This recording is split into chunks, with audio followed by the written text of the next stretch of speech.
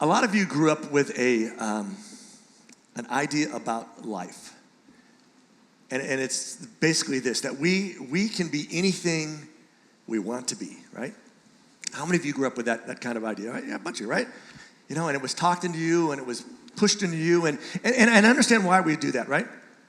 Because for a lot of us, there were not opportunities, right? And know that, no, there shouldn't be anything that holds us back, right? Our gender shouldn't hold us back. The color of our skin shouldn't hold us back. Our opportunities shouldn't hold us back.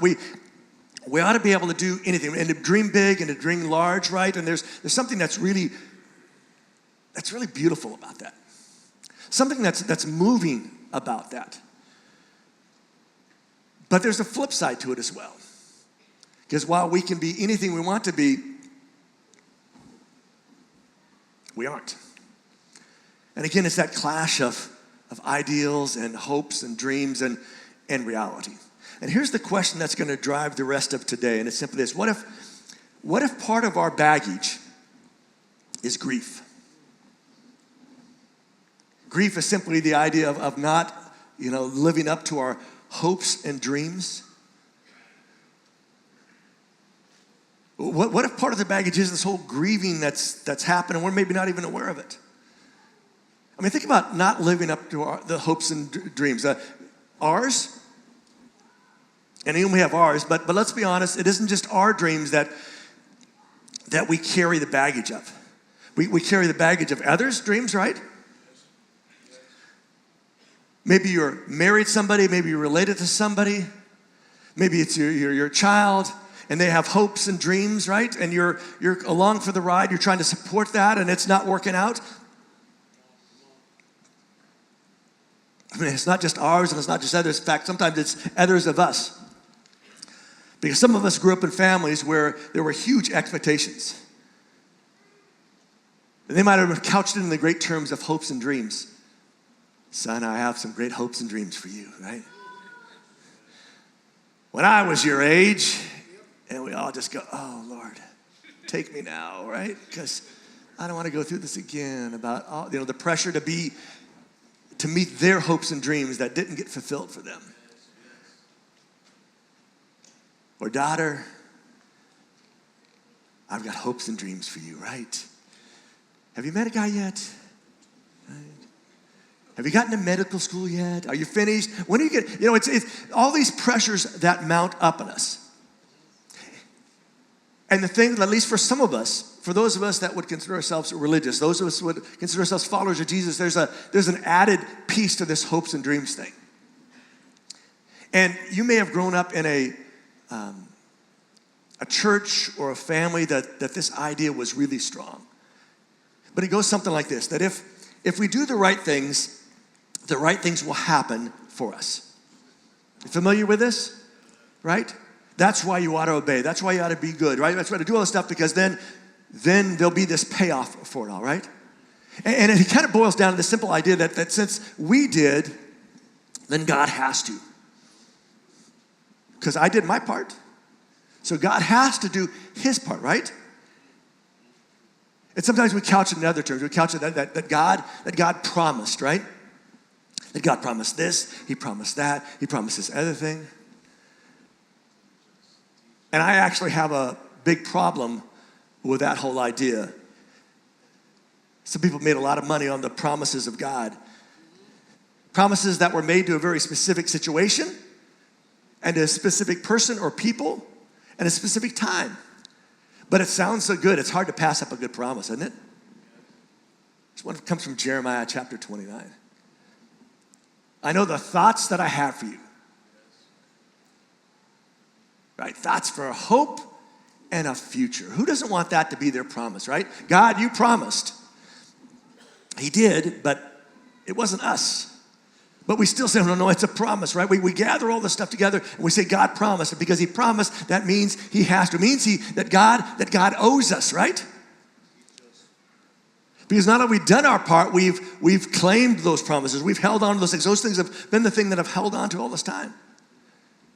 Because if none of that works, again, if we grew up in this kind of situation, we kind of buy into that. If none of that works, the question is, why be good if good doesn't get us anything? I mean, if there's no payoff to it, why be good?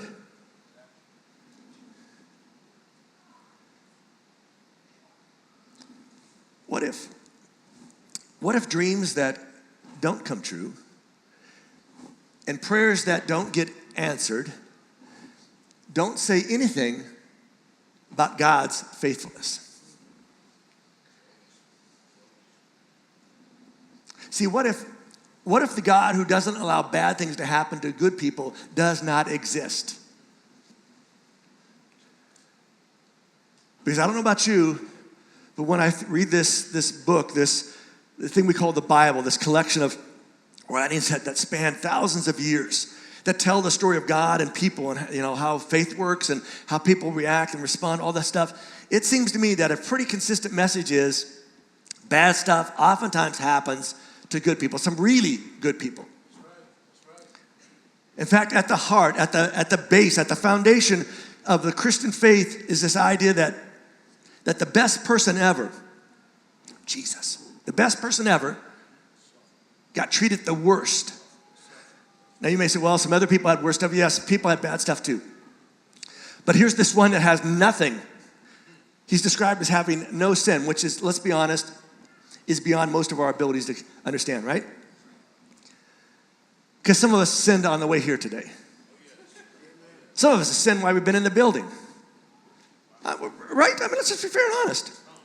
And the idea that somebody could have interaction with other people, interaction with their own thoughts, interaction with people that don't like them, interaction with people who are driving on the road in the snowy weather and going way too fast,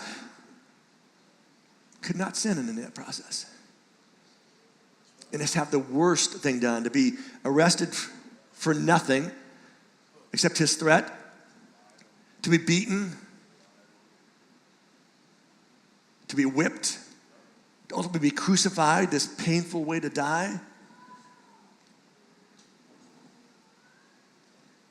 So what if the God who doesn't allow bad things to happen to good people doesn't exist? And I think the thing that this all speaks to is this idea of expectations that we have. The expectations that our hopes and dreams have brought to us in life.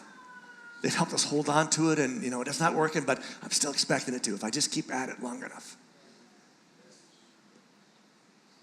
And I think Anne Lamott, again, one of my favorite authors that I regularly share with you, I thought she captured this idea of not just expectations, but the danger of expectations so well when she wrote this. Expectations are resentment waiting to happen. Yeah, it kind of got dark all of a sudden, right? Because we think, no, expectations are really, but think about it.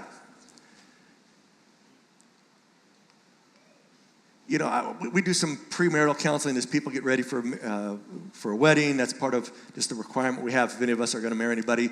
Occasionally we do some married stuff, but I'm not really good at it, and you don't want to come see me unless you're really desperate. But typically in couple relationships, the things that stick out, the conflict, right? The things where there's some expectations and they sort of butt up heads against are typically three areas. Finances, money, that's right. So nobody wants to say anything more than that. Yeah, we'll just go money. Sex, communication. And if you got kids, they sometimes get thrown in there as well, right? In reality, while those are areas, they are more symptoms of the reality.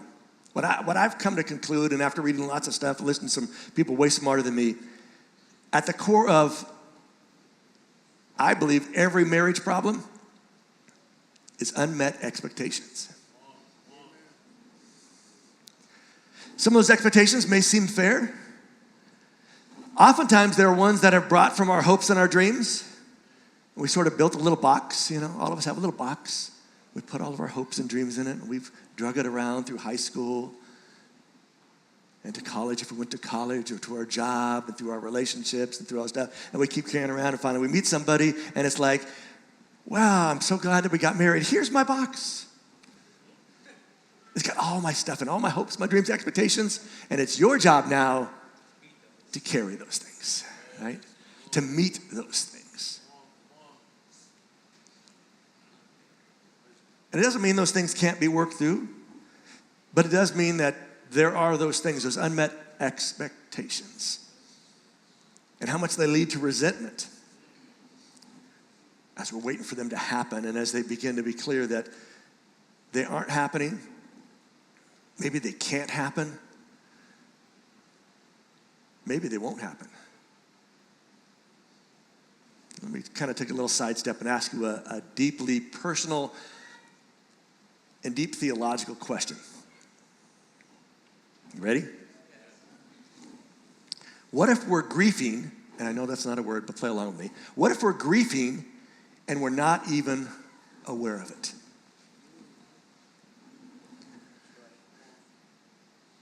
Grief in a simple definition is simply this, that it's the natural response to loss. And we don't like to think about loss because loss reminds us that we have lost something. I know it's a deep thought. But we don't like to have that feeling, right? It reminds us that there was something there and it's not there any longer. And so we try to put it off. And what if part of this whole unmet expectations, what if this hopes and dreams that aren't and can't and won't have led us to grieving, and in our grieving, we're not even aware of it all.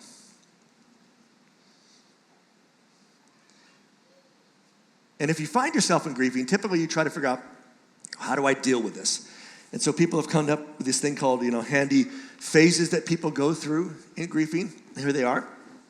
Denial. This can't be happening. And some of us are in denial that this can't be happening, even though all the signs say this can't be happening. We just deny it. There's anger. And let's be honest, some of us walk around angry like all the time. And we're angry because stuff just isn't going the way it's supposed to be going. And it begins to work on us. We've lost that. We think we're losing the control and ability, and we stay angry. There's bargaining. Let's make a deal. Let me do this, and if I do this, that's going to happen, right? Another stage is depression. We just can't handle it right now. I just want to close and be away from stuff, be away from people. Just want to be by myself because I can't deal with what's going on. And there's what they oftentimes call the final step, the final stage, the acceptance. Saying it is what it is. And I think those are all very accurate as I've thought of my own grief process at times and watched other people go through it. But what I don't like about this is that it doesn't address the fact that everybody grieves differently. And this isn't a 5 phases or 7 stages or whatever. It isn't like you start here, you denial, and you work up to anger, and you go through, and it's like a 1, 2, 3. No, it's not like that. You can do any of these things in any order. You can stay stuck in any of these things. And what if? What if holding on to those hopes and dreams that haven't, can't, won't,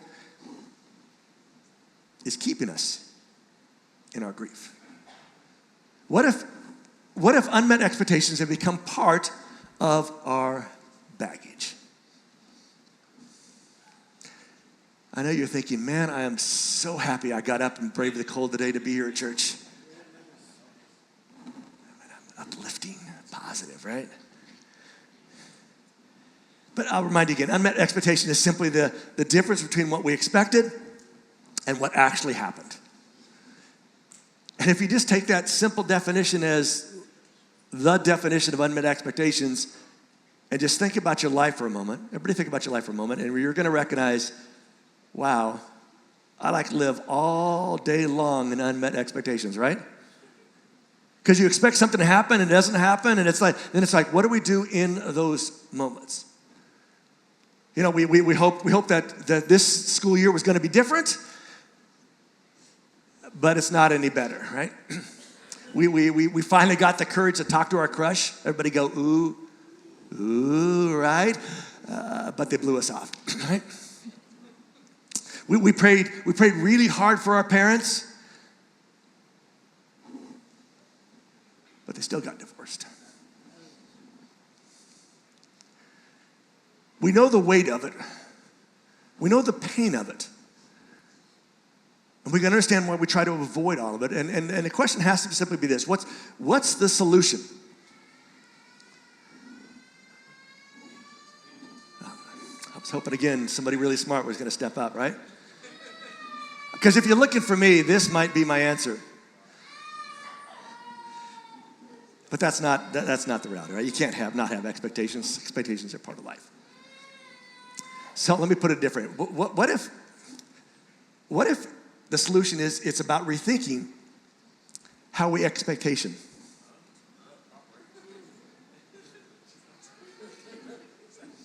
So let's go to this letter from a guy named Paul. It's one of 3 letters that he wrote to a church in Corinth. It's actually letter number 2 because they've never found letter number 1. And there's a 3rd letter that follows this.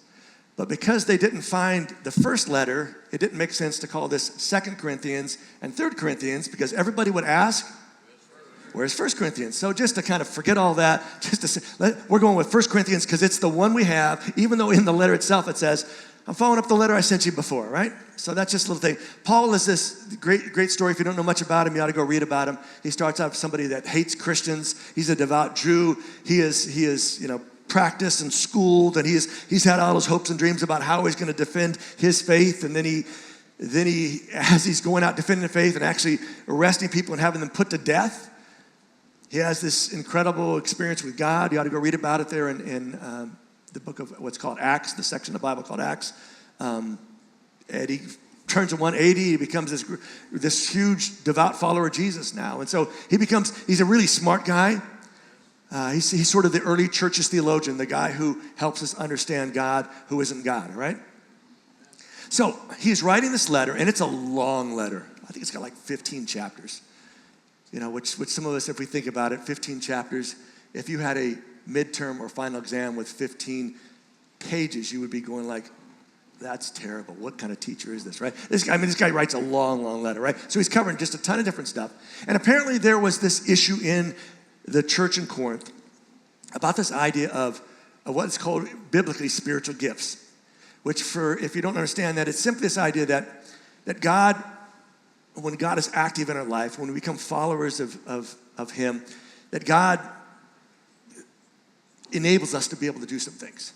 Sometimes some miraculous things.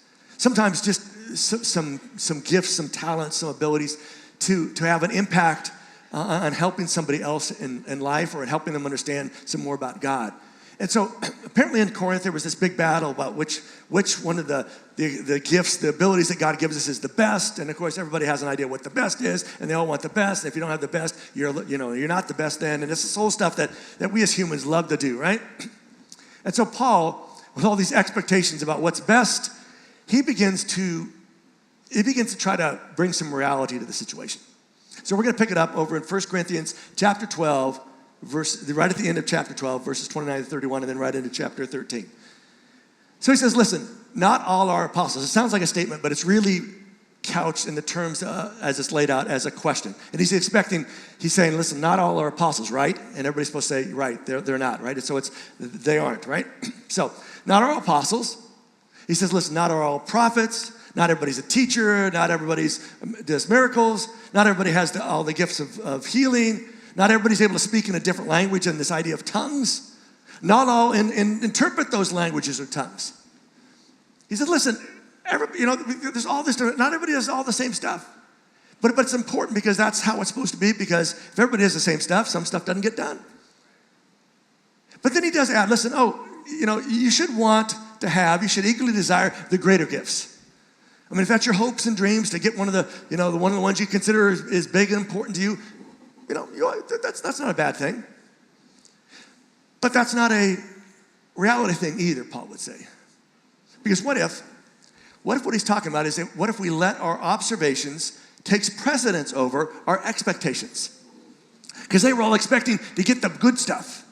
And some of us are getting stuff that they didn't think was the good stuff. And Paul says, hey, this is kind of how it works. So instead of getting worked up over your hopes and dreams, maybe you ought to let reality take precedence and our observations of how things work over our expectations. But then he says, after telling you all this stuff, that not everybody's these things, let me do this. Let me show you a better way. Which we all kind of ought to lean in, because if there's a better way, I think a lot of us would like to know what a better way is, right?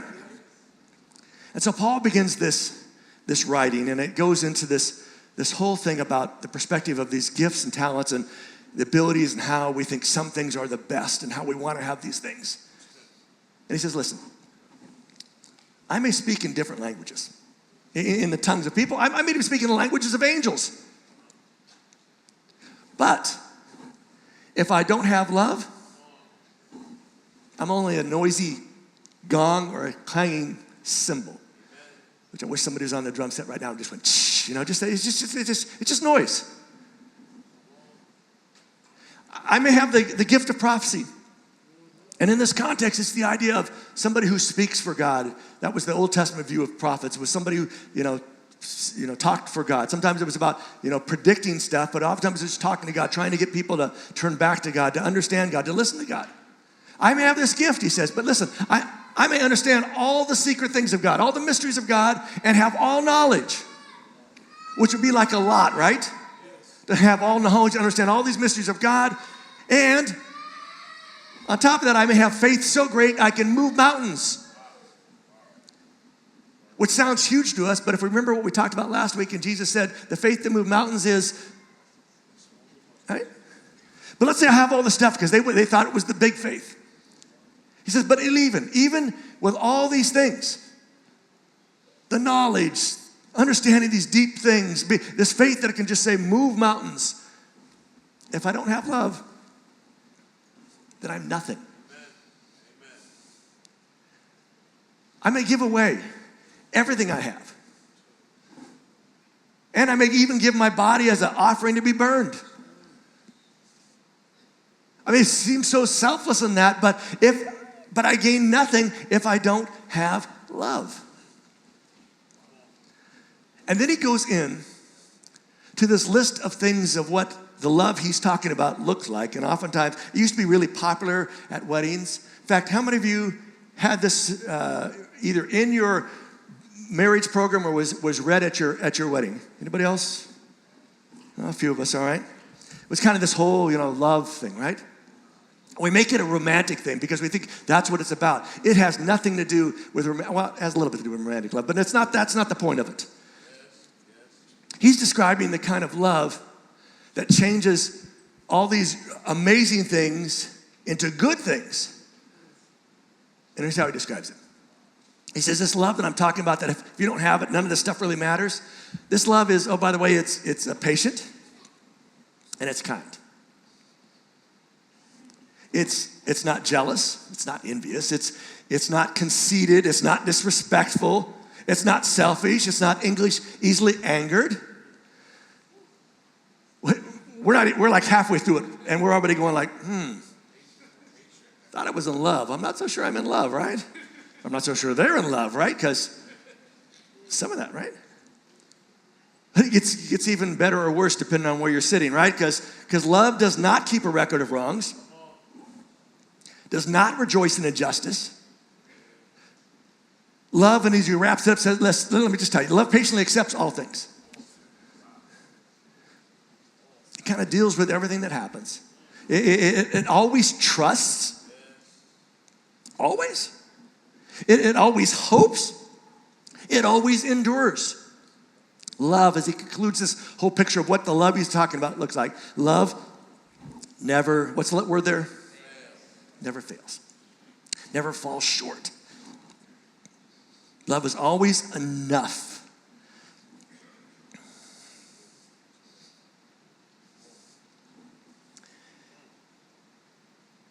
And what if the love that Paul writes about here is a description of how God sees you and how God sees me?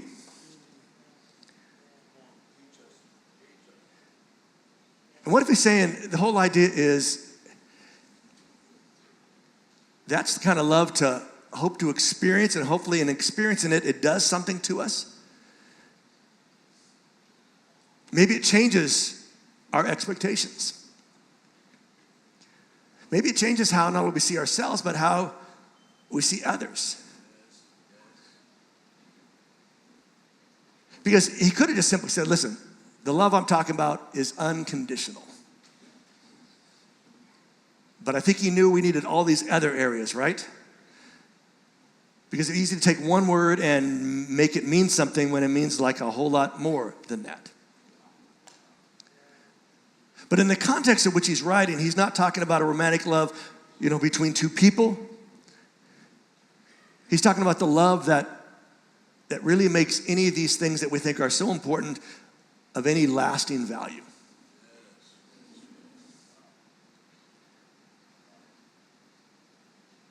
Let me ask you just a question based on this idea that this is God's love, not just to us, but for us and even about us. And as we think about our hopes and dreams, the ones that haven't or won't or can't, what if broken dreams don't mean we're broken?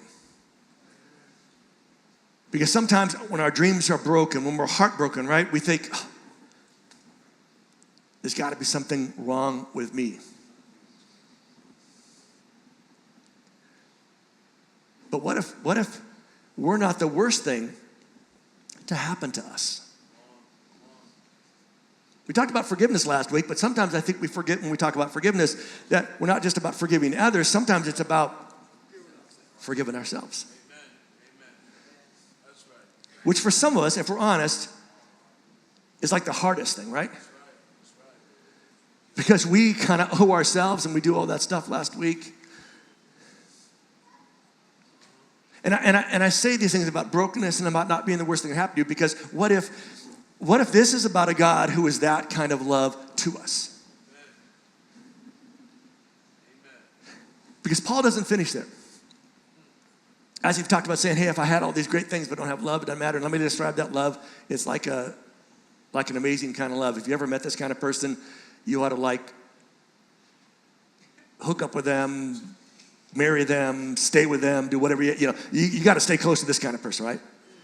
Or at least have them around as a friend, because wouldn't it be great to have people like that in our lives that are patient, that are kind, that aren't selfish, that are always there for us, always got our back. But Paul goes on, says, listen, there are gifts of prophecy, things that everybody gets worked up over, but they're going to cease. They're going to pass away. There are gifts of speaking in different languages and tongues. Those things are going to stop. They're going to cease. They're going to fall silent. There is a gift of knowledge. I love this one. There's a gift of knowledge, but you know what? Even that's going to come to an end. That's going to be put aside. The reason is that our knowledge and our ability to prophesy are not perfect. Literally, it says the reason it says is that we know imperfectly and we prophesy incompletely. And there's a reason for that. We are people. We are imperfect.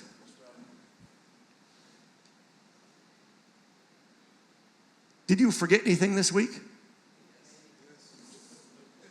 So I don't have to go hard on you. I can just ask a simple question, right? Did you forget anything? And you're like, yeah, right? I forgot even what I forgot about, right? And I think he's writing now to a religious setting, and he is writing to a religious setting, but he's writing about this idea of how we build up all these things. I think they're so important, and we got it all figured out. It's all here, and he says, you don't got it figured out. That's right. And even if we did, it's going to be done with. Because when the completeness comes, he's talking about when Jesus comes back, the partial is going to be set aside. We apparently don't need to be able to have, the gift of being able to speak in tongues because we're all going to speak Spanish in heaven. I hope not. I did not do good in high school Spanish, but you know what I mean? I mean, it's not going to be the whole idea of prophesying, speaking for God. He's going to be there. We don't need anybody. We don't need all that stuff anymore because the completeness has now shown up. And then he drops this amazing statement in the heart of all this kind of big discussion about big theological stuff. And he simply says, folks, listen, when I was a child, it shouldn't surprise you, I talked like a child, right? I thought like a child. I reasoned like a child. I'm always amazed. My two boys have 3.5 grandsons between them. One actually about 3 3/4 because he's just about born, the last one. But I'm always amazed. They'll be on the FaceTime and us. We'll be talking. And as my sons try to reason with their 2 or 3-year-olds, I'm always like, I just laugh.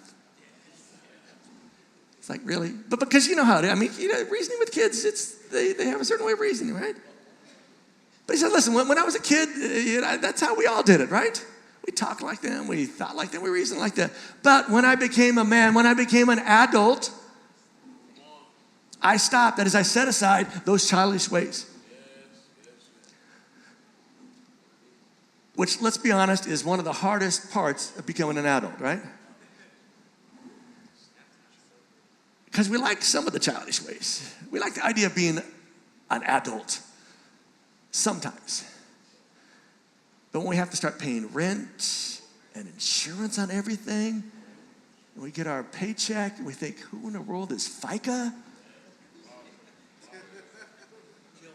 We wish we could just kind of think back that I did it, I did my chores, and then I got money for that, and it's an easy exchange, right? But Paul says, listen, that's part of it. When you get to be an adult, you put off that childish stuff. Then he says, hold on, this is about me. He says, listen, it is the same. It's the same with us. Because now we see in a dim reflection, obscurely, that what we see, even though we think we see it clearly, it's still not clear. It's as if we were looking through a glass darkly. But then he says, when Jesus shows up, then we're gonna see clearly. We're gonna see face to face.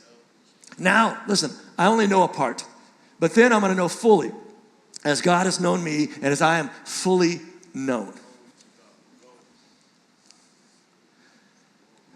Which to me, one of the takeaways is that I can't get so caught up in my hopes and in my dreams, as important, as big as they are, as much of a driving force they have been for such a long portion of my life, that if they come to an end, I have to be willing to say, okay, there's got to be something more or something different or a different reason for this or a different purpose. There's got to be something else. I can't keep holding on to these things that aren't going to happen because it's not doing anybody any good. And there's a day when none of it will matter anyways. See, what if this is about loosening our grip and being more flexible with ourselves?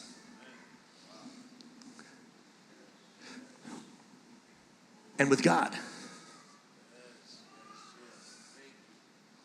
And what if flexibility is about maturing? That we're growing up, not giving up.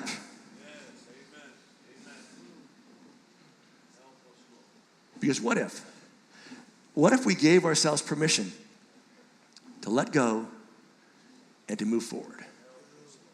What if, last thought today, what if we redreamed? Something to think about.